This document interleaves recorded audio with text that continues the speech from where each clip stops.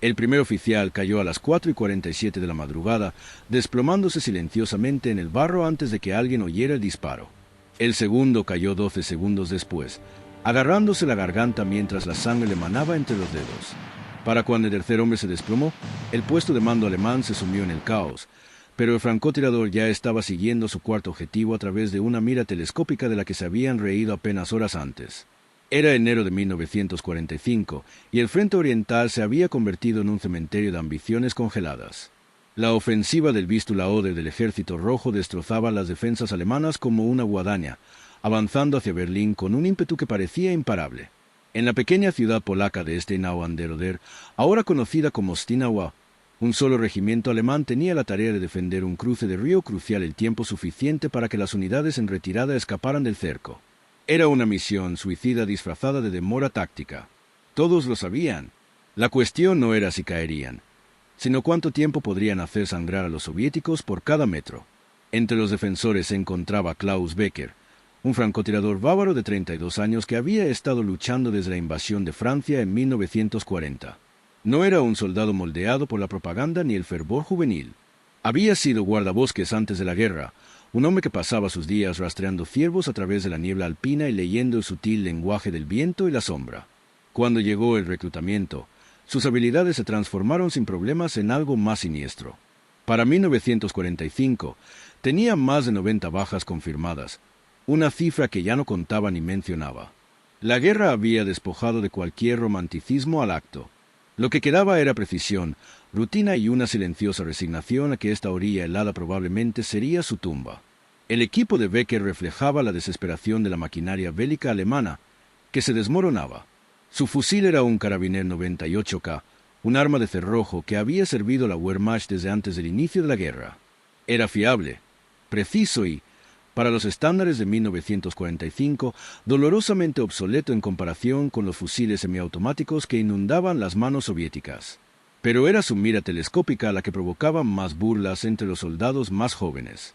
Era una Zeiss-Thielbier, una mira telescópica de 4 aumentos hecha completamente de latón y cristal, diseñada en la década de 1930, cuando el Reich aún creía que las guerras se podían ganar con artesanía y tradición. La mira era pesada, propensa a empañarse con el frío extremo y carecía de los recubrimientos modernos que evitaban el deslumbramiento. Los francotiradores más jóvenes con conexiones la habían actualizado a miras telescópicas ZF-41 o ZF-42 más nuevas. A Becker le habían ofrecido una 2 veces. La rechazó en ambas ocasiones. «Este cristal me ha mantenido vivo durante 4 años», le dijo a un teniente escéptico la noche antes del asalto soviético. «Conozco sus defectos. Sé cómo respira en el frío. Confío en él más que en cualquier otra cosa en esta guerra». El teniente se encogió de hombros y se marchó. La confianza era un lujo en enero de 1945. Sobrevivir era cuestión de matemáticas, y los números estaban todos equivocados. El plan soviético era sencillo y brutal. Una división de fusileros completa, con más de 10.000 hombres, apoyada por tanques T-34 y artillería de cohetes Katyusha, atacaría las posiciones alemanas al amanecer, cruzaría el río Oder y continuaría hacia el oeste sin descanso. La inteligencia informó que los defensores alemanes contaban con menos de 800 hombres, la mayoría exhaustos, mal abastecidos y desmoralizados. Se esperaba que el asalto durara menos de 3 horas. Los comandantes soviéticos programaron su siguiente reunión informativa para el mediodía, suponiendo que para entonces se habrían adentrado 20 kilómetros en Alemania. Pero las guerras no se ganan con suposiciones. Las ganan quienes ven lo que otros pasan por alto. Becker había pasado la tarde anterior estudiando el terreno con la concentración de quien se prepara para su examen final. La zona de preparación soviética era visible desde su posición en el segundo piso de un molino semiderrumbado con vistas al río. A través de su telescopio Zeiss, podía ver a los oficiales reunidos alrededor de las mesas de campaña, señalando mapas y dando órdenes. Observó sus rutinas, anotó sus rangos por insignias y comportamiento, identificó quién se sometía a quién. Memorizó rostros, calculó distancias. Observó cómo la niebla matutina se aferraba al terreno bajo, cómo el viento cambiaba a medida que el sol se acercaba al horizonte, cómo la tierra helada hacía que ciertas rutas de aproximación fueran más ruidosas que otras. Y notó algo que nadie más había visto. Los oficiales soviéticos se reunían en el mismo lugar cada mañana, justo antes del amanecer, para las últimas sesiones informativas. Era tácticamente acertado, mando centralizado, comunicación clara, eficiencia antes de un asalto. Pero también era un patrón. Y los patrones, Becker lo sabía, eran vulnerabilidades. No durmió esa noche. Dormir era un riesgo que no podía permitirse. En cambio, se sentó en la oscuridad del molino, con el rifle apoyado sobre las rodillas y la mira 6 cuidadosamente envuelta en un paño para evitar la condensación en las lentes. Comió un trozo de pan duro, bebió nieve derretida de su cantimplora y esperó. A su alrededor, los sonidos de los preparativos resonaban en el aire gélido. Soldados alemanes cavando más profundamente en sus trincheras, ametralladores revisando cinturones, médicos organizando suministros que sabían que no serían suficientes. Nadie hablaba mucho. Las palabras parecían energía desperdiciada. A las 4:30 de la madrugada, el primer rayo de luz grisácea asomó al horizonte oriental. Becker desenvolvió su mira telescópica, limpió las lentes con un paño seco y se colocó en posición. Introdujo el cañón del rifle en un hueco de la pared de ladrillos destrozada, ajustó su cuerpo hasta que sintió el arma como una extensión de su columna vertebral y comenzó sus ejercicios de respiración. Inhalación lenta, exhalación aún más lenta. Su ritmo cardíaco descendió. Su visión se agudizó. A través del cristal 6, el puesto de mando soviético se enfocó. 6 oficiales estaban de pie alrededor de una mesa plegable cubierta de mapas. 2 más se acercaron por la izquierda. Un coche de Estado Mayor aparcado cerca, con el escape alzándose en columnas blancas. Becker calculó el alcance en 420 metros. No era un tiro fácil, pero estaba dentro de sus posibilidades. La niebla matutina seguía siendo espesa, lo que le proporcionaba ocultación. El viento era suave, apenas 2 kilómetros por hora del suroeste. El frío había densificado el aire, lo que significaba que las balas volarían con mayor precisión, pero requería un ligero ajuste de altitud. Seleccionó a su primer objetivo con cuidado. Un mayor, identificable por la insignia de su cuello y la forma en que otros se inclinaban para escuchar sus palabras. Alguien con poder de decisión. Un hombre cuya muerte crearía confusión. Becker centró la mira en la parte superior del pecho del hombre, exhaló a medias y la sostuvo. Su dedo se posó en el gatillo con la presión de una pluma. No pensó en la familia del hombre. No pensó en la moral ni en la culpa. Pensó en el viento, la distancia y la fracción de segundo en que su corazón se detendría. Él disparó. El rifle le dio una patada en el hombro. El sonido fue agudo y monótono en el aire frío. A 420 metros de distancia, el cuerpo del mayor se sacudió hacia atrás y se desplomó. Durante 2 segundos, nadie se movió. Los oficiales soviéticos se quedaron paralizados, mirando al hombre caído con confusión. Aún no habían oído el disparo. La distancia y la niebla retrasaron el sonido, creando una brecha surrealista entre la causa y el efecto. Becker ya estaba accionando el cerrojo, expulsando el casquillo y cargando una nueva bala. Apuntó a un capitán que estaba cerca del borde de la mesa. El hombre acababa de empezar a girarse, abriendo la boca para gritar una advertencia. Becker volvió a disparar. La garganta del capitán explotó en una niebla roja. Cayó sin hacer ruido. Entonces empezó el pánico.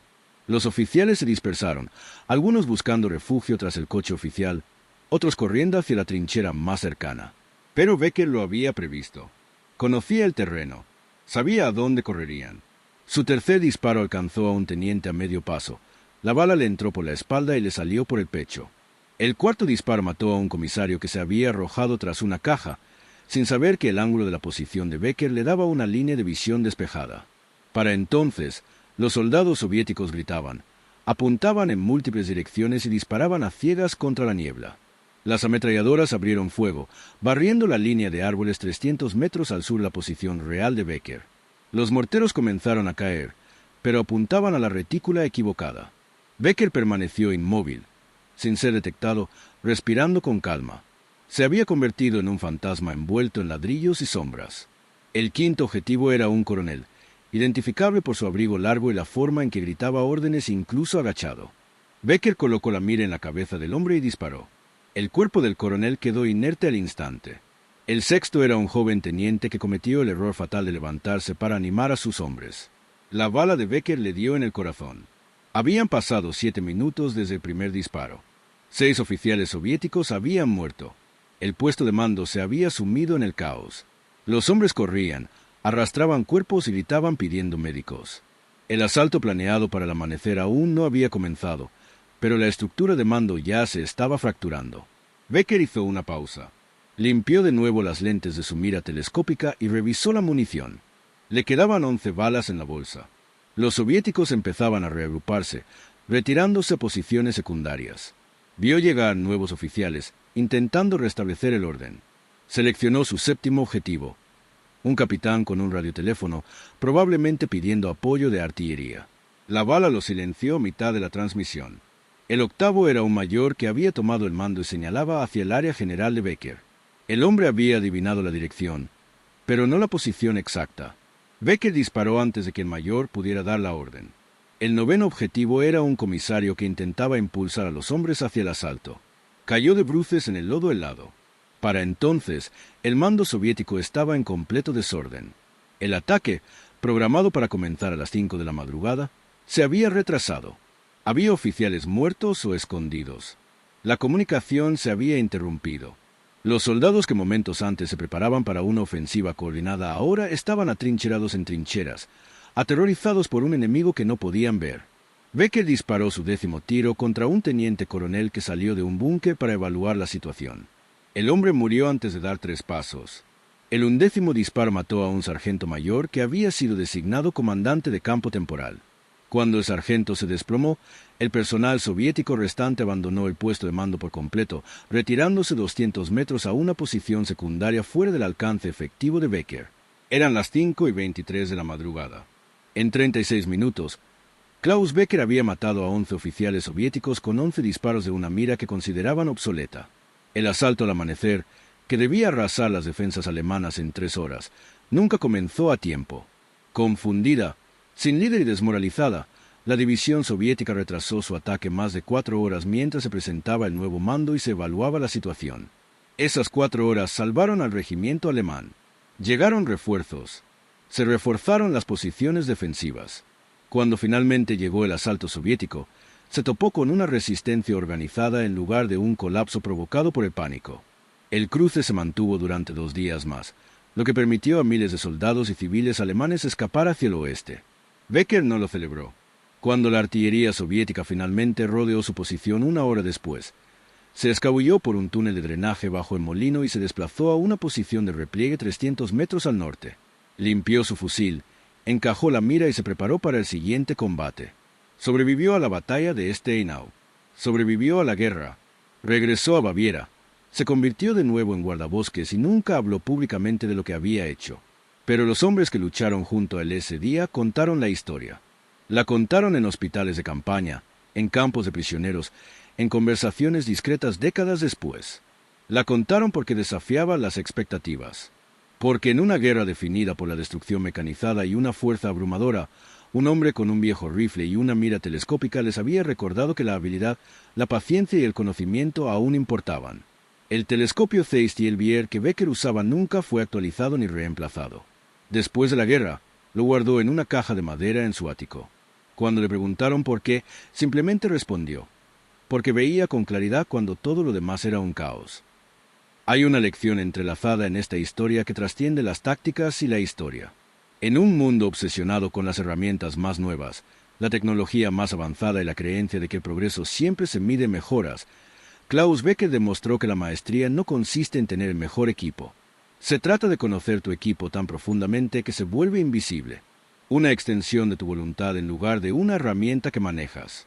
Los francotiradores más jóvenes se burlaban de su vieja mira porque medían el valor por las especificaciones. Becker medía el valor por los resultados. Este principio se extiende mucho más allá de los campos de batalla. En todos los campos, en todas las disciplinas, el mundo moderno promueve el mito de que mejores herramientas equivalen a mejores resultados. Se nos dice que debemos actualizar, reemplazar, adoptar lo nuevo. Y a veces es cierto. Pero con mayor frecuencia, la verdadera excelencia proviene de la profundidad, no de la amplitud. De la maestría, no de la novedad. Becker no ganó esa batalla porque su alcance fuera superior. Ganó porque comprendió sus limitaciones y trabajó con ellas con tanta habilidad que dejaron de ser limitaciones. Ganó porque estudió el terreno mientras otros descansaban. Ganó porque observó patrones mientras otros asumían el caos. Ganó porque controló su respiración, sus latidos, su miedo, convirtiendo su cuerpo en una plataforma de estabilidad absoluta. Ganó porque tomó decisiones basadas en el conocimiento, no en la esperanza. Y quizás lo más importante, ganó porque no confundió la confianza con la arrogancia. No subestimó a su enemigo. No dio por sentado que la superioridad numérica o una mejor planificación garantizarían el éxito soviético. Encontró el punto único donde la habilidad podía vencer a la fuerza, donde la paciencia podía vencer al impulso, y ejecutó con absoluta precisión. Los oficiales soviéticos que murieron esa mañana no eran incompetentes. Seguían una doctrina sólida, preparaban un asalto bien organizado y aplicaban todo lo que su entrenamiento les había enseñado. Pero cometieron un error crítico. Asumieron que los patrones visibles para ellos eran invisibles para su enemigo. Asumieron que la distancia y la niebla les brindaban seguridad. Asumieron que una mira anticuada en manos de un solo soldado no podía alterar el curso de una ofensiva a nivel de división. Ellos asumieron que estaban equivocados. La guerra suele describirse como caos, pero quienes la sobreviven conocen la verdad. Es un caos salpicado de momentos de absoluta claridad, momentos en los que una sola decisión, una sola acción, un solo disparo lo cambia todo. Klaus Becker encontró uno de esos momentos. No lo creó, lo reconoció. Y cuando llegó el momento, estaba listo. Esa disposición no fue casualidad. Fue el resultado de años de experiencia, horas de observación y la negativa a dejar que las opiniones ajenas dictaran sus decisiones. Cuando los soldados más jóvenes se burlaban de su alcance, no discutía, no se defendía. Simplemente seguía confiando en lo que sabía que era cierto. Esa confianza silenciosa, nacida de la competencia, es más rara que la valentía, y es mucho más peligrosa para el enemigo. La historia de Klaus Becker y su mañana imposible no es un llamado a rechazar el progreso ni a aferrarnos a herramientas obsoletas por sentimentalismo. Es un recordatorio de que las herramientas son tan efectivas como quien las maneja. Un maestro con un instrumento sencillo siempre superará a un novato con la mejor tecnología. El arma no gana la batalla. La mente detrás del arma sí. En las décadas transcurridas desde aquel gélido amanecer de enero, el mundo ha cambiado de maneras que Becker jamás imaginó.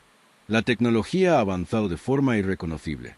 Los francotiradores modernos llevan miras telemétricas, computadoras balísticas y sistemas de imagen térmica. Y, sin embargo, los principios fundamentales que Becker demostró permanecen inalterados. Ver con claridad, conocer el entorno, controlarse, ejecutar con precisión. Estos no son conceptos obsoletos. Son atemporales. Los 11 oficiales que cayeron antes del amanecer no murieron por culpa de una mira telescópica. Murieron porque un guardabosques bávaro, un hombre que antaño rastreaba ciervos entre la niebla de la montaña, aplicó la misma paciencia y disciplina a un tipo de caza diferente. Murieron porque Klaus Becker se negó a dejar que el caos de la guerra dictara sus acciones. En cambio, creó una pequeña isla de control absoluto en un mar de destrucción. Y durante 36 minutos, eso bastó para cambiar el resultado de una batalla. Esta es la paradoja de la habilidad al más alto nivel. A menudo parece fácil, incluso invisible. Quienes presenciaron el impacto de Becker solo vieron los resultados. Oficiales muertos, asalto retardado, confusión. No vieron las horas de preparación, los años de experiencia ni la disciplina interna que hicieron posibles esos disparos. La excelencia esconde su esfuerzo. Parece simple desde fuera, por eso a menudo se subestima. El telescopio Zeiss Thielbier se encuentra ahora en un museo, donado por la familia de Becker tras su fallecimiento en 1987.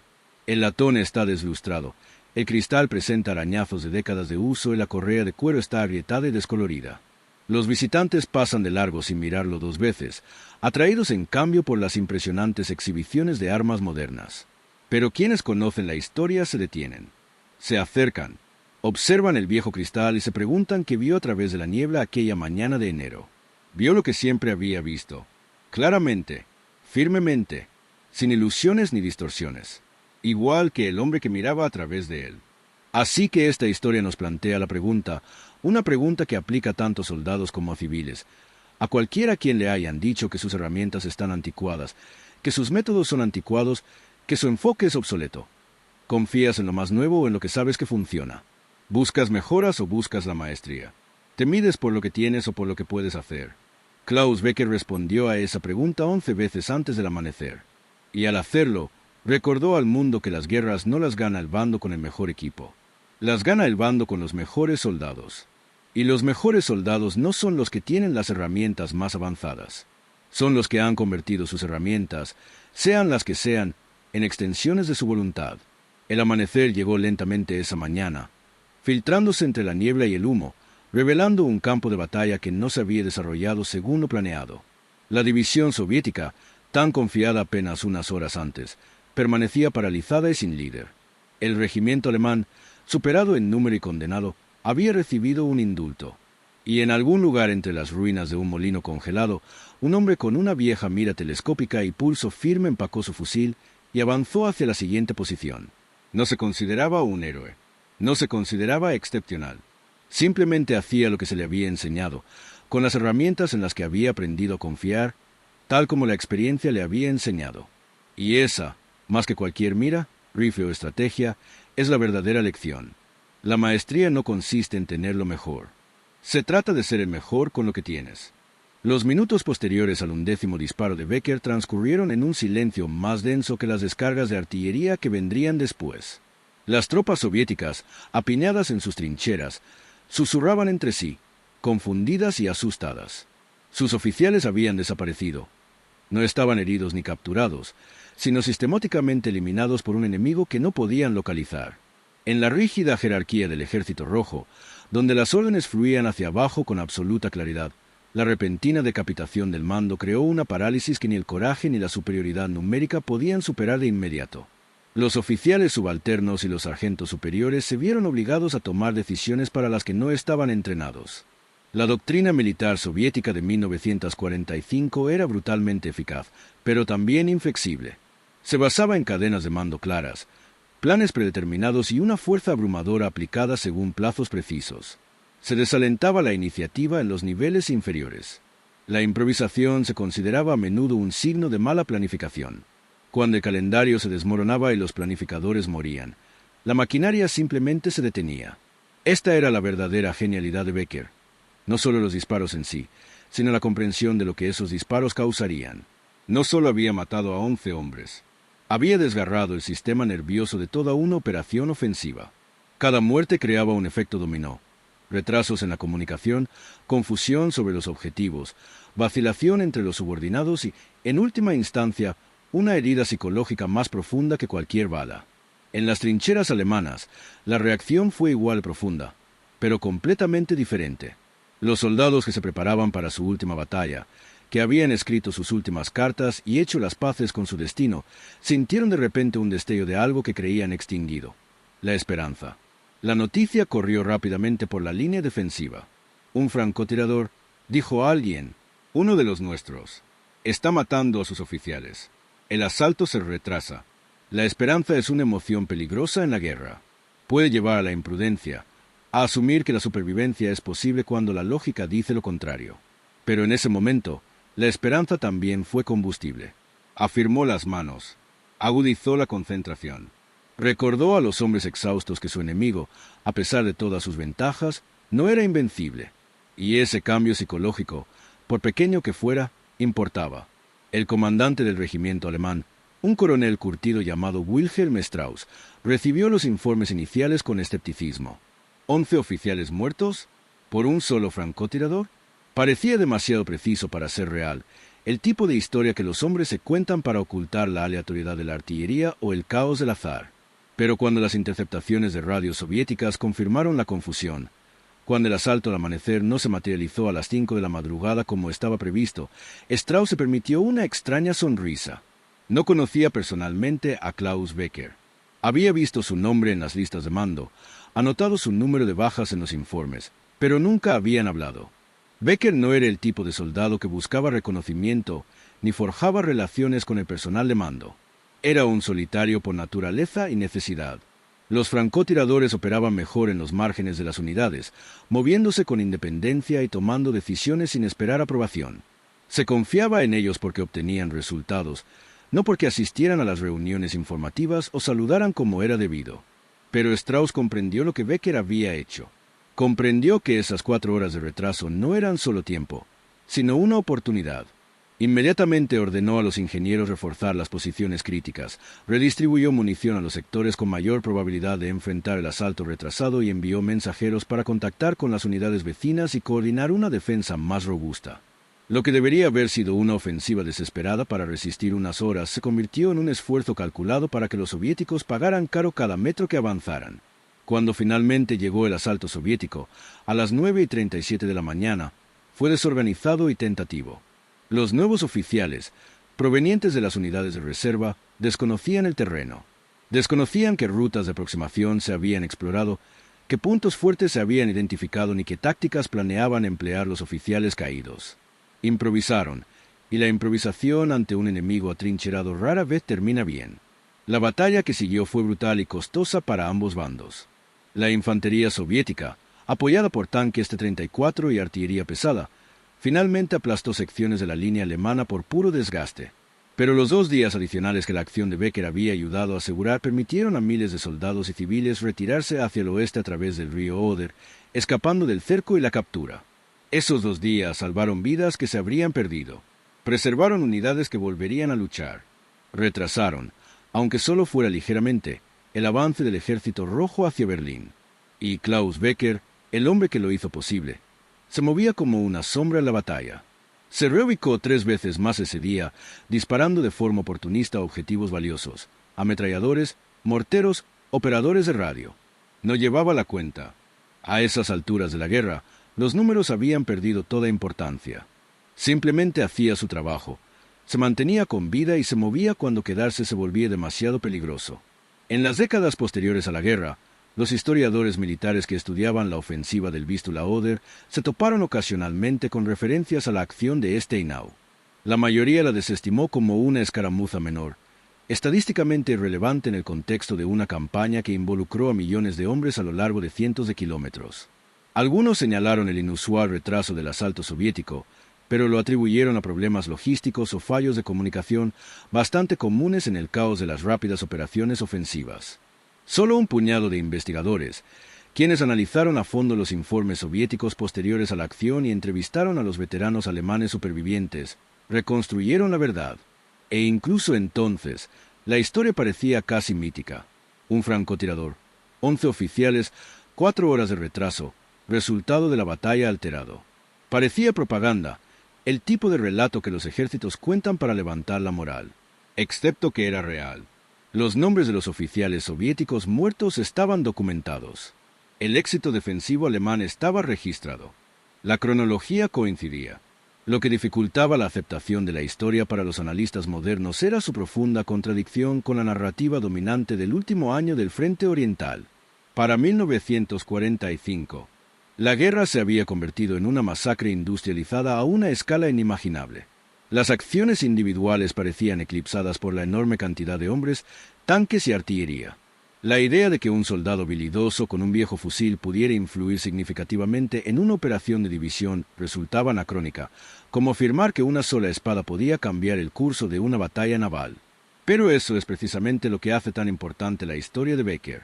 Es un recordatorio de que incluso en los conflictos más mecanizados, abrumadores y modernos, la habilidad y la toma de decisiones humanas siguen siendo las variables fundamentales. La tecnología amplifica la capacidad, pero no reemplaza la competencia. La superioridad numérica crea presión, pero no garantiza la victoria. El soldado que ve lo que otros pasan por alto, que actúa cuando otros dudan, que domina sus herramientas y su miedo, ese soldado aún puede cambiar el resultado. Esta verdad se ha demostrado innumerables veces a lo largo de la historia, aunque a menudo se olvida en tiempos de paz, cuando las teorías sustituyen a la experiencia y los catálogos de equipo o los manuales de entrenamiento. Los arqueros de Agincourt, los espartanos en las Termópilas, los francotiradores finlandeses durante la Guerra de Invierno. Estas no son solo historias de valentía. Son historias de habilidad aplicada en el momento preciso en que la habilidad más importa. Klaus Becker lo comprendió intuitivamente. Nunca leyó filosofía militar. Nunca asistió a escuelas tácticas avanzadas. Su educación provino del bosque, de años aprendiendo a leer el viento, a controlar la respiración, a esperar con absoluta paciencia el momento en que el movimiento y la quietud se alinearan. Cuando la guerra le quitó esas habilidades y las dirigió hacia propósitos más oscuros, se adaptó. No cuestionó ni filosofó. Sobrevivió. Tras la guerra, Becker regresó a los bosques bávaros que había abandonado en 1940. Trabajó como guardabosques, vivió en una pequeña cabaña y rara vez hablaba de sus experiencias. Cuando hombres más jóvenes, veteranos de conflictos posteriores o estudiantes de historia militar, lo buscaban para entrevistas, se mostraba cortés pero evasivo. Confirmaba hechos básicos. Sí, había sido francotirador. Sí, había combatido en el frente oriental. Sí, había usado una mira 6 durante la guerra. Pero se negaba a glorificar ni a dramatizar. No llevaba registros. No coleccionaba medallas. Simplemente vivía. Quienes lo conocieron lo describieron como un hombre de profunda quietud. Alguien que se sentía cómodo con el silencio y la soledad. Se casó tarde, no tuvo hijos y parecía sentirse más a gusto cuando caminaba solo por las montañas, observando los mismos ciervos que sus antepasados habían cazado durante generaciones. Si la guerra le había dejado cicatrices, no las exhibía públicamente, pero sus allegados notaron ciertas cosas. Como siempre se colocaba de espaldas a la pared, como estudiaba los rostros entre la multitud, como los ruidos fuertes y repentinos provocaban una quietud breve pero inconfundible, como si estuviera calculando la distancia y la amenaza. El telescopio Zeiss permaneció en su poder hasta su muerte. Lo limpiaba con regularidad, aunque nunca volvió a usarlo. Cuando su esposa le preguntó por qué lo conservaba, se limitó a decir, «Es lo único que nunca me ha mentido». No insistió. Comprendió que algunas preguntas conllevaban respuestas demasiado difíciles de pronunciar. ¿Dónde nos deja esto a quienes vivimos en un mundo tan alejado de las orillas congeladas y las últimas batallas desesperadas? ¿Qué relevancia tiene la historia de Klaus Becker para quienes jamás empuñarán un fusil, jamás se enfrentarán a un enemigo, jamás tomarán decisiones de vida o muerte en un instante? La respuesta no reside en los detalles de sus acciones, sino en los principios que las guiaron. Becker triunfó porque dominó los fundamentos. Triunfó porque se negó a dejar que las opiniones ajenas dictaran sus decisiones. Triunfó porque se preparó cuando la preparación parecía inútil. Estudió cuando el estudio parecía excesivo y confió en su experiencia cuando la confianza era todo lo que le quedaba. Estos no son principios militares. Son principios humanos. Aplican a cualquiera a quien le hayan dicho que usa métodos obsoletos, a quien se haya sentido presionado a abandonar lo que funciona en favor de lo nuevo, a quien haya tenido que actuar en condiciones donde el fracaso significa una catástrofe. El mundo siempre impulsará las actualizaciones. Siempre ofrecerá algo más nuevo, más rápido y mejor. Y a veces, esas mejoras son reales y necesarias. Pero la lección de Klaus Becker es esta: nunca confundas la herramienta con la habilidad. Nunca asumas que tener el equipo más moderno te hace competente. Y nunca subestimes el poder de un dominio profundo y práctico sobre las novedades superficiales y de moda. La mira telescópica de Becker estaba obsoleta para los estándares de 1945, pero su comprensión de la balística, su conocimiento de los factores ambientales, su control sobre su cuerpo y mente, no estaban obsoletos. Eran atemporales. Y cuando llegó el momento en que todos esos elementos debían estar perfectamente alineados, él estaba listo. No por su mira telescópica, sino por la persona en la que se había convertido tras años de práctica disciplinada. Esta es la lección final y más perdurable. La excelencia no es un destino, es un proceso. Es la acumulación de miles de pequeñas decisiones, pequeñas prácticas, pequeños compromisos que nadie ve ni aplaude. Es la decisión de limpiar la mira cuando estás exhausto, de estudiar el terreno cuando podrías estar descansando, de disparar una ronda más de práctica cuando tienes las manos entumecidas de frío. Y entonces, si tienes suerte y las circunstancias se alinean, todos esos esfuerzos invisibles convergen en un único momento visible. Un momento en el que 11 oficiales caen antes del amanecer. Un momento en el que un disparo imposible se vuelve rutina. Un momento en el que lo anticuado se vuelve legendario. Klaus Becker no se propuso convertirse en leyenda. Se propuso sobrevivir. Y al hacerlo, le recordó al mundo que la supervivencia al más alto nivel no se trata de suerte ni de equipo. Se trata de maestría. Y la maestría, una vez alcanzada, nunca pasa de moda. Suscríbete ahora si quieres escuchar más historias de momentos imposibles que cambiaron la historia. Deja un comentario abajo y dinos desde dónde nos ves. Nos encanta saber de ti. Gracias por estar aquí.